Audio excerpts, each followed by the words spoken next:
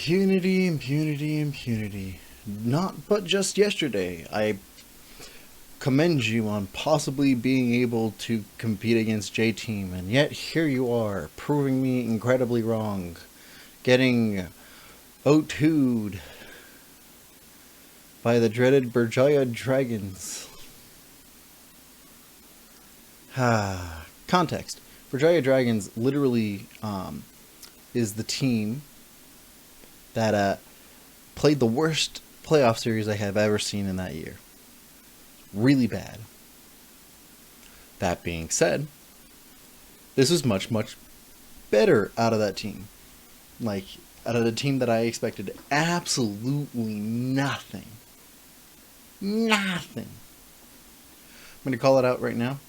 As a 2-0, very little in terms of adaptability for Berjaya Dragons. They picked almost the exact same thing. I guess there's like a little bit of a difference between the two compositions, i.e.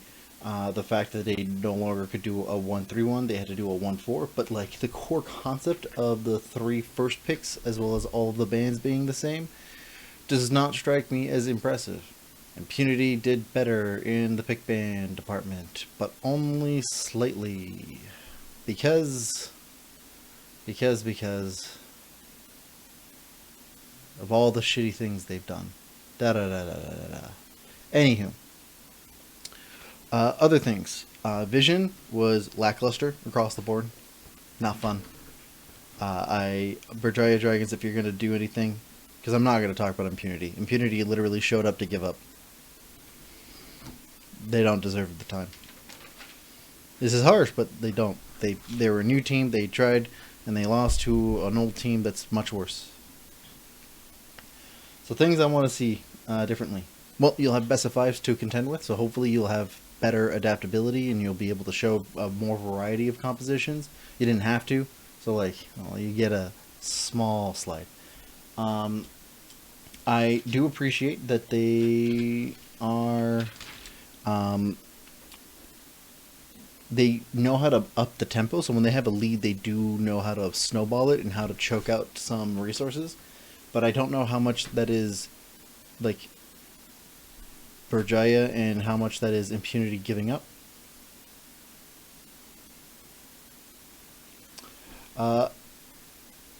I am very much impressed by the fact, and the casters talked about this, for their one composition style. They have their bot lane duo are 2 players that lane swapped. The support player used to be an ADC, and their ADC used to be a top laner. So that gave them a lot more flexibility in terms of their composition. They allowed them to play a Tahm Kench center lane that was a little bit more effective because they were able to apply knowledge that they had from their previous role to those champions. And I think that is a plus. Good job. Awesome. Minji. Yes, that's its name. That's his name.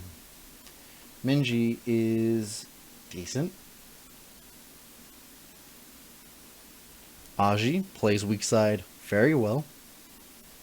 Especially since it involves just playing at the turret and getting dove on and then coming back and just being Renekton. It's very hard to talk about these kinds of games when there's like very harsh swings.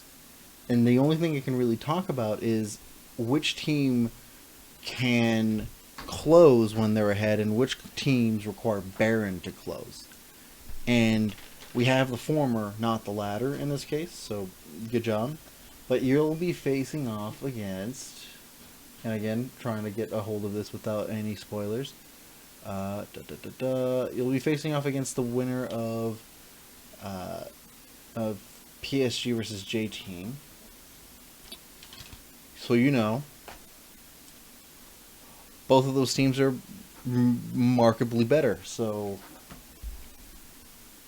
don't know what to tell you. Probably get your asses whooped. But I said that about Impunity.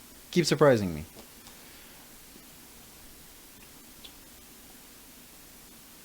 What else? Because it's really unfortunate. I could talk about the approach to vision denial that they had in this game. Because Impunity was... I commended them for having decent vision. Because they do. And Berjaya Dragons approach this game with a lot of ability to deny vision and play around them, and were able to respond to all of Impunity's immediate immediate actions. Like anything that they engaged on, Berjaya Dragons was already ready, prepared for it, and knew exactly what was going to happen. Which tells me either they've really stepped up in terms of their vision game, because they had almost nothing, no wave manipulation last year. They had very shitty comprehension of neutral objectives, really poor transitions. But in this time, they're like transitions are useless. They were ahead both games consistently. They had pretty decent vision. They played wave manipulation very well. I was quite surprised. They were not very efficient with Baron. Bare minimum. You need to be efficient with Baron. I know I talk about how I rather teams don't be reliant on closing games with Baron, but like if you can't crack the base with a 5k gold lead at 10 minutes. No, wait, that's wrong. I mean, rephrasing.